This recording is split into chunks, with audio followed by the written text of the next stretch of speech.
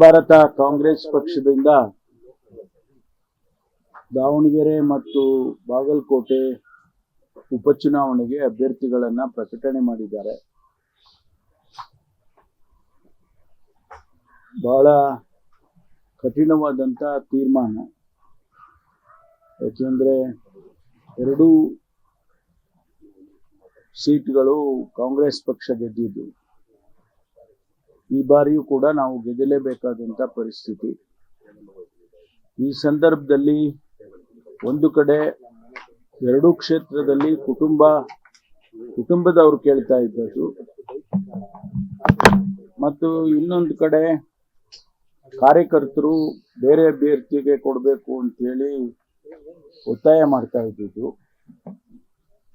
ಇದೆಲ್ಲವನ್ನು ಕೂಡ ಬಹಳ ಎಚ್ಚರಿಕೆಯಿಂದ ನಮ್ಮ ಹೈಕಮಾಂಡ್ನವರು ತೀರ್ಮಾನ ಮಾಡಿದ್ದಾರೆ. ಬಾಗಲಕೋಟೆಯಲ್ಲಿ ಮೇಟಿ ಅವರ ಪುತ್ರ ಅವರಿಗೆ ಕೊಟ್ಟಿದ್ದಾರೆ. ಅದೇ ರೀತಿ ದಾವಣಗೆರೆಯಲ್ಲೂ ಕೂಡ ಶಿವಶಂಕರಪ್ಪನವರ ಮೊಮ್ಮಗ ಅವರಿಗೆ, ಮಲ್ಲಿಕಾರ್ಜುನ ಅವರ ಮೊಮ್ಮಗ ಅವರಿಗೆ ಕೊಟ್ಟಿದ್ದಾರೆ. ಇದು ಸುಲಭವಾದಂಥ ತೀರ್ಮಾನವೂ ಕೂಡ ಆಗಿರಲಿಲ್ಲ.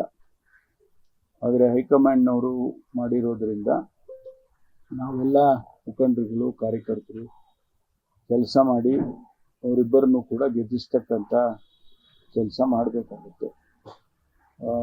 ಇರ್ಬೋದು ಅನೇಕ ವಿಷಯಗಳು ಅಲ್ಲಿ ನಡೀಬಹುದು. ಆದರೂ ಕೂಡ ಎಲ್ಲರ ಮನಸ್ಸನ್ನು, ಎಲ್ಲರನ್ನೂ ವಿಶ್ವಾಸಕ್ಕೆ ತಗೊಂಡು PCCಯಿಂದ ಮಾನ್ಯ ಮುಖ್ಯಮಂತ್ರಿಗಳು, ಅಧ್ಯಕ್ಷರು ಅವರ ಡೈರೆಕ್ಷನ್ಸ್ ಮೇಲೆ ಚುನಾವಣೆಗಳನ್ನು ಮಾಡಬೇಕಾಗ್ತದೆ. ಮಾಡಿ ಎಲ್ಲರನ್ನೂ ಕೂಡ, ಅವರಿಬ್ಬರನ್ನು ಕೂಡ ಗೆಲ್ಲಿಸ್ತಕ್ಕಂಥ ಕೆಲಸ ಮಾಡಬೇಕಾಗುತ್ತೆ.